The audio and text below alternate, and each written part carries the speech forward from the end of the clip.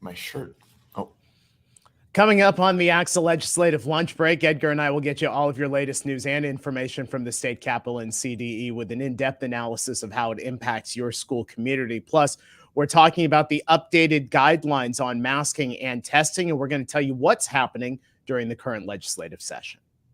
the ACSA Legislative Lunch Break starts now.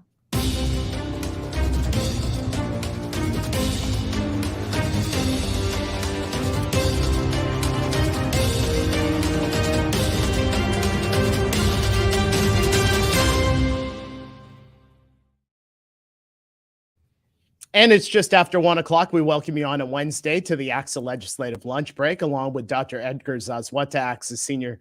All right. I literally was going to put a piece of paper up here. ACSA's Executive Director, Dr. Edgar Zazwata. I'm Naj Khan, ACSA Senior Director of Marketing and Communications. Welcome. Honored to have you. Go ahead and jump onto our chat and say hello. Let us know what's happening in your region. Edgar, I guess I had to have a flub if you were going to start off by talking about the collar on your shirt. I mean, why not, right? Michael caught me by surprise there, trying to fix my shirt. I don't know if I did it or not, but we'll go with it. But I'm not forgetting that you messed up the title yet again. So, it's going in the evaluation, I think. At some point, we're going to have a scoreboard here. I'm surprised after 2 years that we don't about the number of times. Hey, look, this is dedicated. I love the show. I know we did a little bit of a last minute change just because I wasn't going to be here. I'm going down to visit some folks in Region 16 a little bit later. I'm literally running from here to the airport. I know we were going to try out, guest host. We won't say who that was. Right. We won't say that they got demoted or whatnot, but I'm sure this individual who will give a hard time to here in a sec will get plenty of opportunities to jump into the co-host chair. But I decided at the last second, not because of anybody else, hate to miss this. So, yeah. I'm always afraid what you're going to say about me. That was the real reason I stuck around. You never know when you're gone. Look, I mean, you guys blamed me for the internet going down when I took my family to Disneyland. So we know that anything can happen. I want to say hello to some of our viewers out there today. Angela Schell first on the chat. Ben Churchill, Gail Olson, Deanna is with us. Daniel Thigpen over at San Juan Unified in Region 3. So good to have you with us here today. Let's go ahead and start with this, Edgar, because last Thursday, we had a meeting with the governor's administration to get their updated guidelines as we head into the school year on masking, on testing. Just give us a little background on how that meeting came about and what we learned from it. Yeah, no, we did have a nice, unique opportunity. As I think we've talked about, we've developed a nice relationship with the governor's office. And not to say that we always agree, not to say that, we're always on the same side. But I think what I have come to appreciate with this current administration is they're very adamant about trying to get the perspective, not us at ACSA, but our members, right? That's the biggest resource. And aside from the advocacy, especially when they're trying to get some information out, are really checking in with us to see where folks are at. So last week we had the governor's office come in and also top officials from the California Department of Public Health come in and meet with our superintendents, with our superintendency council that we're meeting with on a regular basis to do a couple things. They gave us some highlights in terms of what's changed, what hasn't, as folks are entering into the new school year. As we know, by the day, you see it on social media, you see it on, some of our other platforms that folks are getting going, right? And I think there was some questions about, hey, it's been a little bit quiet over the summer. Did any of the rules change? What's transpired there? I would say some of the main highlights. And again, this is not to say that our members necessarily agreed with all of this, but they were telling us kind of what was going on moving forward. One is that probably the question that we get the most about what is the status of this rule that dates back to October of 2020, I believe, if I'm not mistaken, that basically employees need to either be vaccinated or tested on a regular basis. And we get this question almost every week. And I think we talked about it on the show a number of times that we expected that rule maybe to change or to sunset as we went into the new school year. What we've said a couple of times now is the governor's office had basically told us, look, it's in place until we tell you otherwise. They reiterated last week that that rule, that provision is still in effect, that they haven't made any changes to that. I think our superintendents were pretty vocal in terms of some of the challenges on that requirement in some communities, and how while we're shifting a lot of those rules, does it still make sense to have that in place? So there was some back and forth conversation, and they stuck to the party line. The governor's office took the input, but said that that's still in place. Nothing. So bottom line, nothing has changed on that. I think it's worth noting, and this caught my ear, that they talked about this year being a quote unquote transition year. Yeah. In terms of the rules, in terms of they see that little by little, maybe they ease off on some of the COVID mitigation efforts as it relates to schools, with the purpose of getting back to something we hear from our members all the time, to get our members maybe back to what the core function should be, which is being instructional leaders, educational leaders, really this focus on teaching and learning, as opposed to all the COVID stuff that they've had to do over the last number of years. And then I guess the other highlight, and we could get into this and we could answer questions as folks may have them. The other piece that I think we spent some time is, given the spikes, what we've seen, and we've grown accustomed to it, the COVID kind of wave goes up and down. What would it take for them to maybe institute masking requirements? Mm-hmm. There was some talk, we talked about it on this show, about local entities, counties thinking about that. And the governor's office right now made it pretty clear that for them at the statewide level, while they're never going to say never, that's not in the cards. Yeah. They're really paying attention and respecting the right of whether it be an individual school district or a county to put those rules in place as it relates to masking. But as of now, they're nothing in the cards, even as we go into what we've seen. And one thing has been clear, COVID's going to be around, right? And we kind of get this low period where we rest, and then where we're kind of right in the midst of that right now. But I would say the testing and then the masking were some of the big highlights. There was other talk about testing requirements, and they are de-emphasizing PCR testing and really recommending that schools move into the antigen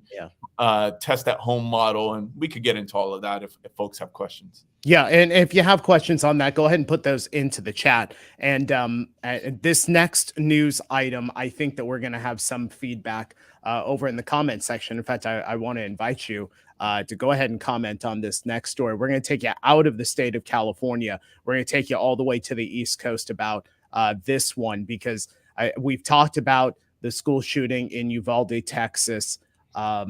And Edgar, you and I were alerted to this story at the end of last week from North Carolina. That's one of the strangest things that I have ever heard when it comes to school safety and protecting students. So I'm going to read this to you. Madison County School District, a district with 6 schools, including 3 elementary schools in North Carolina. The Sheriff's Department, in collaboration with the school district, is going to put AR-15 rifles in the schools for their school resource officers to use in the event of an active shooter. Each of the guns will be locked in a safe, along with ammunition and breaching tools for barricaded doors. The sheriff says this move was spurred by the Uvalde shooting, and the SROs will be trained to use these types of weapons. Again, it's AR-15s. And let me read you this statement. This is from the superintendent there, Dr. Will Hoffman. It reads in part, "As superintendent of schools, my highest priority is the safety and welfare of our students and staff. I believe in our school resource officers. They build strong relationships with students, and they are highly trained in the use of firearms and de-escalation strategies. They have my trust, the trust of the Board of Education, and they have earned the public's trust. They need to be able to take decisive action that includes all appropriate steps to neutralize an assailant should a critical incident occur." I was shocked when I heard about this story. I couldn't imagine having some type of assault weapon, especially an AR-15 that is out in the news so much, be put into a school in some act to protect students. I want to introduce a soundbite here. Now, many of you know the name David Hogg. He is a gun safety advocate, a former student in Parkland, Florida, during the 2018 shooting at Marjorie Stoneman Douglas High School. He's going to be our first guest when we launch the ACSA School Safety Series next month. We talked to him about this particular issue, and this is what he had to say about making schools safer. If you really want to make your school safer, the best way to do that is to keep your kids safe both inside and outside of your school by stopping people like these shooters from being able to get guns so easily. A lot of the time they are under 21 years old. The best way is to stop them from getting on campus by preventing them from getting a gun. Go and show up at your state legislatures and lobby as teachers, as principals and school leaders to talk about how, if we're trying to stop these shootings as a shooter is on campus, we're failing our students because somebody is already going to die. Okay, so that quote right there, the end of that quote, if there's already going to be trouble if there's a shooter on campus. Having access to an assault rifle for an SRO, it is inconsequential because there's already a problem happening. Edgar, I've said it before, we may have the highest gas prices in the country. We may be in a severe drought, but I'm so happy to be here in California when there's some sensibility to school safety. as Dan points out there, that his home state of North Carolina, and Angela makes a good point there in terms of asking the question in terms of escalation and why do you, if that's really the focus, why do we need the AR-15s? Mm-hmm. I mean, it goes to what you just said, Naj. I mean, it's a reminder that we're not in California anymore, and for some people that'll be a good thing. You talk to some of our colleagues from around the country and they think we have some weird ideas here. Obviously this seems out of place in terms of what we're used to in terms of our context. But as I mentioned a couple of weeks ago, when I was meeting with some of my counterparts from around the country, these are real conversations, or these are legitimate. Once in a while, we'll get a bill in the legislature or somebody will throw out an idea that seems a little outlandish, but it doesn't go anywhere. In some states, this is the conversation, and it's kind of the context of the world that we live in terms of the diverse perspectives, especially around safety, especially around gun control. You said it, Naj. I mean, I think once in a while we do get concerned members about like, hey, could that happen here in California? Goes without saying. And I'll never say never, but right now the political climate, or at least how our policymakers are approaching this question about what are the right strategies to keep students safe. And I would say, and I'll be very upfront about that, I think we would have a huge problem if something like this came into effect in California. We'd be one of the most vocal critics of this. Not to say, and we have a diverse state and we have diverse communities have different opinions on gun control and on the right use of firearms, but that's not something that we don't think that that's the right place in the school environment. So I think rest assured, nothing like this is going to come in place in California. With that said, I think it is smart for us to just keep an eye on the overall trends on what is happening across the country.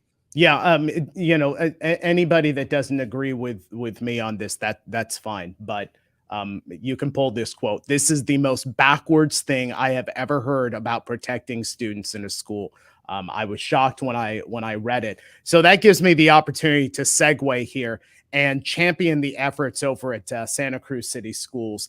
Their district superintendent, the school board, the community, they are unveiling this week a new system, a new lockdown system for school safety. The district can lock down a single classroom or an entire school remotely with a simple tap, and then it opens and locks doors automatically over there. It's a cloud-based system that's been on the drawing board for the last 3 years and is being implemented this year. Funding for it coming from 2 bond measures that were passed by voters in 2016. Here's a quote from the communications chief over at Santa Cruz City Schools, Sam Rollins. He says, quote, "We're relying on data that shows that no school attackers ever breached a locked door. They don't bother to do it, and we're making it as easy as possible for anyone or staff to quickly lock down areas to keep students safe." So A round of applause to all of you over in the Santa Cruz City School District for taking a realistic view of school safety. Okay, let's go ahead and transition here. We've got a lot happening over at the state capitol with the current ledge session. Want to get some feedback on what is happening here in the state. Our new ACSA Senior Director of Governmental Relations, Policy and Governmental Relations, Yvonne Carrillo, is with us. Yvonne, so good to have you here on the show with us. I want to ask you first off, what are you hearing from the state capitol? What do our members need to know about the current legislative session? So the first thing is that there's 3 weeks left in this legislative session. There's a critical deadline this week. Thursday is when the suspense file within both legislative appropriations committees are going to be dealt with. There are more than 700 bills, legislative proposals that are on the suspense file in both committees that are going to be responded to. So this is one of those deadlines where a big number of legislative proposals die and they no longer move forward. So we're watching this really closely. Again, takes place Thursday morning, Thursday early afternoon. But after Thursday, we're going to have a much clearer sense of what the legislative picture looks like these last few weeks of session. At that point, it becomes a real sprint to August 31st, which is the last day of session. And by the last day in which bills can be sent to the governor, I think just planting a seed in all of our members' minds is that, again, after Thursday, after we assess the landscape, we'll circle back, and we're likely going to need you all to engage with your local legislators on a number of high priority bills. But by no means do we know the full landscape at this time. Bills are going to be significantly amended. There's talks of new proposals and proposals being gutted and amended with completely new legislative language. There's trailer bill cleanup legislation or cleanup budget proposals that are following the enacted budget as well. So there's a lot still in play here this last month. Yvonne, first of all, welcome back to the show, and I like what you've done with the place there. My old stopping ground there. You even had changed up the background, a little mood lighting. You upgraded like everything else. I appreciate he that. got rid of all of that Dodgers nonsense that was in your office. First thing I got rid of. No one was talking about that, Naj. So I'll keep an eye on what he puts in there. Maybe we'll run some interference. All right. One of the feedback we got, you and I have gotten over the time, especially given that this year is an election year. And I appreciate that oftentimes, especially our members or educators, the education community, they actually look to ACSA to hey, give us some advice on all of these different propositions. Every year gets confusing. Frankly, it gets confusing for us. I had to right now, okay, let me get these numbers straight. So I think one of the things that all of us on the team have committed to as we enter election season is that we kind of try to help translate all this stuff. Everybody's mailboxes are going to be full of campaign ads. For those people that still watch TV, you'll see commercials, or even on YouTube, or whether our kids watching YouTube, all these ads come about. So our ACSA board of directors just took some actions. So I'm going to run a couple by you so you could help remind folks what the initiative is and where does ACSA stand on it. First off, Proposition 27, online gambling. Remind us what this does and where do we stand on it? Yes, Proposition 27 would legalize online sports gambling here in the state of California. Our board of directors took an opposed position on this proposition out of real concern about accessibility for children to be able to engage in online sports betting. It essentially turns every device, laptop, cell phone, tablet into a potential gambling device. And so just what that can mean in terms of youth engaging in sports betting, the safeguards that it articulates within the proposition, we're not convinced are enough to ensure that young people aren't engaging in sports betting. So that was the primary reason we took an opposed position, our board of directors. Secondarily, I'll note that the funding part of the revenue that is produced by by Proposition 27, by the legalization of online sports betting, none of that goes to education. And so that was also noted and discussed within our board of directors, our PAC meeting. I will point out, because I think it's important, because part of this is confusing, is that there's another initiative on the ballot that deals with sports betting as well, and that's Proposition 26. And the distinction is that doesn't allow for online sports betting. What it does is it allows for in-person sports betting to take place on Indian tribes. And so we did not take a position on that. Our board did not think we ought to be in the business of supporting sports betting. But I will note for our membership that part of the revenue that would be derived from Proposition 26 would go to education. Okay, that's good, Yvonne. So just as a reminder, 26, no position, 27, ACSA opposed. Correct. Next up, I see some of our friends from Region 16, LA. I know there was a lot of backers for this. Proposition 28, having to do with arts and music. Where are we at on that one? So our board of directors took a support position on Proposition 28. And what Proposition 28 would do is create a dedicated funding stream for arts and music education. So it would provide 1% of the general fund each year in perpetuity that goes to LEAs for the purposes of supporting arts and music programs. It's really important for everybody to know that this is on top of the Proposition 98 guarantee. Again, so it's 1% of the general fund, whatever that dollar amount is, directed to LEAs for arts and music programs. It's estimated that this will be upwards of $1 billion on an annual basis. And our board of directors talked about this from an equity perspective, recognizing that in particular communities, there is a real lack of arts and education programs. And so having a dedicated funding stream for arts and music programs, being that it's outside of 98, our board of directors took a support position. Yeah, and we'll definitely, to Neri's point there, we'll definitely have more to say, especially on 28, as we get further into election season and try to spread the word on some of those benefits. One more for you, Proposition 31. This was one that our board took a position on, flavored tobacco, some time ago. We hadn't really communicated this too much, so hence our efforts to try to spread the news on this one as well. Prop 31. Yeah, so Proposition 31 deals with flavored tobacco, and so it would uphold the statewide ban on flavored tobacco. And so our board of directors took a support position on Proposition 31, recognizing that flavored tobacco is really targeted at young people, at children, and really leads to lifelong tobacco use and some real serious health issues. So as a result, we are supporting Proposition 31. This is in line with previous legislative positioning that we took as well. But again, we are supportive of Proposition 31.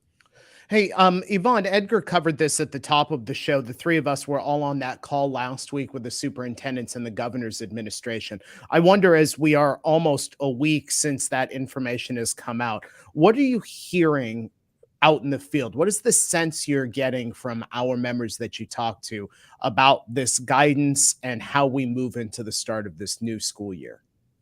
Yeah, no, Edgar touched on it in terms of what was shared and during last week's meeting, but certainly the sentiment that I think we're hearing most at the staff level from our membership is just the conflicting messaging or the difficulty with messaging with staff at school sites throughout the state in terms of the rationale for the continued use of vaccinate or test.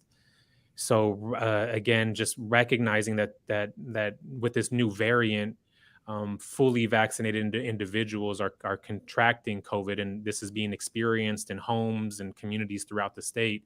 It's just raising the question about the rationale of why the state continues to have this policy in place, and the difficulty our school leaders are having in terms of conversations with their staff. So more than anything, that's what we're hearing. Certainly, I think as it relates to masking, that it's increasingly difficult to try and implement a masking mandate. So that continues to come up as well in conversations or in the context of whether or not the state were to at some point consider implementing a statewide mask mandate. As Edgar mentioned at the front end, that was clearly communicated to our membership and to us at the staff level that this is not currently on the table. But I just wanted to reemphasize another point as well, that them coming to us and making themselves accessible is just another example of our close communication that we've had with the administration throughout this entire process. We're in constant communication with them. They see us as a really critical partner in this, in getting in front of our members. So as we move forward, I think we would expect to potentially have information before it goes public, be able to bounce things off of members of ours as they're being considered and provide real-time feedback. And so we'll continue to keep everybody updated on any pivots that may take place. All right, Yvonne Carrillo, Senior Director, Policy and Governmental Relations here at ACSA. Yvonne, great to have you here on the show. We will look forward to seeing you next time. Yeah, pleasure to be here. Thank you.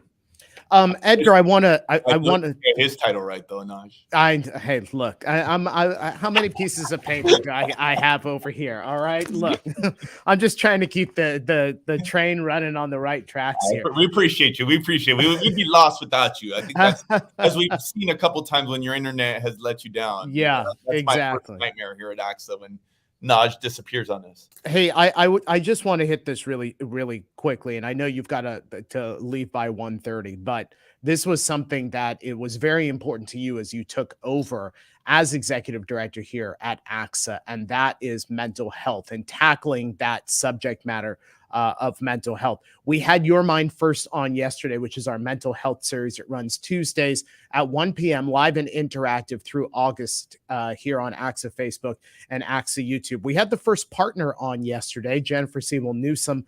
She talked about caregiving and connections. There's strength in care, there's strength in empathy, there's strength in vulnerability, and I can't say that enough. And I think that just you all have to say it and say it with conviction and practice it. And